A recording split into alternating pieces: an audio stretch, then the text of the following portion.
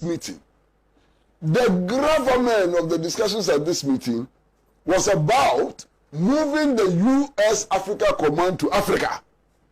It was about establishing a U.S. military base in Africa. That's what they were discussing. And I was so embarrassed. I felt so disgraced by the Nigerian head of state and the kinds of things he said.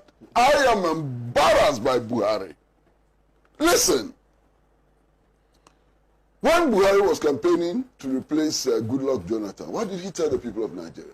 That he is a former general, an astute general, and that if he got power, he will be able to stop the operations of Boko Haram. Is that not the promise he made?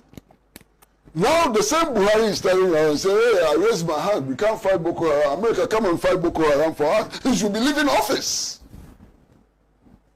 He should be leaving office. He has not fulfilled his promise to the Nigerian people. In any case, if Nigeria, a giant in Africa, Nigeria is a giant in Africa.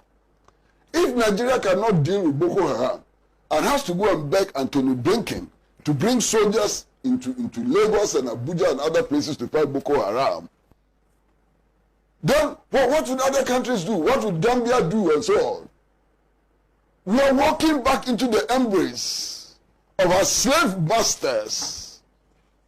We are walking back into the embrace of our neo-colonial and colonial oppressors and exploiters. That is what we are doing.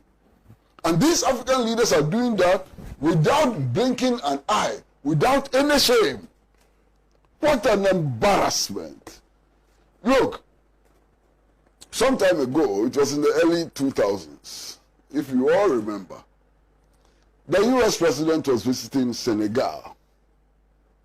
And to my surprise and horror, the U.S. embassy actually issued a statement saying that African leaders who wanted photo opportunity with their president, they should go to Senegal. And to my horror,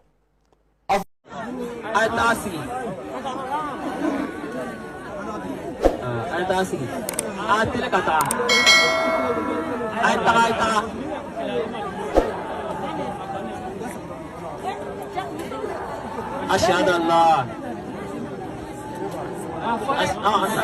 أشهد الله لا إله إلا الله محمد رسول الله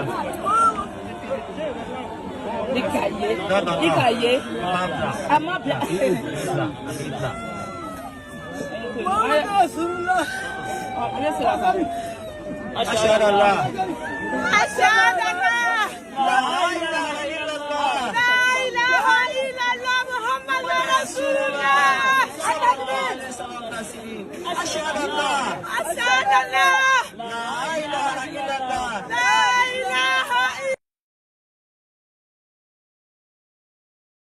Largest dominant driver of conflict in the Middle Belt region is committed by Fulani extremists who appear driven in large part by ethno-religious chauvinism against mostly Christian farmers, though I do note that there are elsewhere Shia Muslims who are also victims, and that intra-Sunni conflicts also exist within the Muslim community as well. Nigerian Bishop William Avenya will testify today that, and I quote in part, the mass slaughter of Christians in Nigeria's Middle Belt by every standard meets the criteria for a calculated genocide from the definition of the Genocide Convention. And yet he notes, and I quote him again, no one has ever been arrested or questioned or prosecuted or convicted of any charge related to this spree of killings which has been going on for at least 5 years.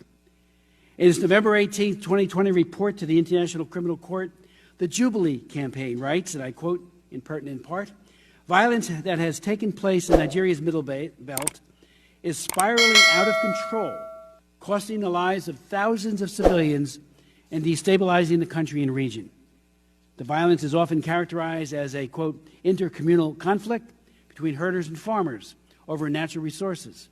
However, the well-worn label is now obsolete due to the increasing asymmetry in attacks as well as the steadily increasing frequency and organizational planning of Fulani militant attacks against civilian targets.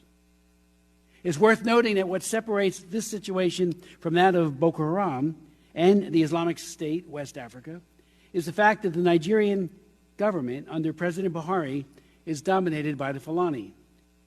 This is true of the military and the state security forces, but increasingly other institutions of power as well, including the Supreme Court of Nigeria, where Buhari engineered the ouster of Chief Justice Walter Onengan.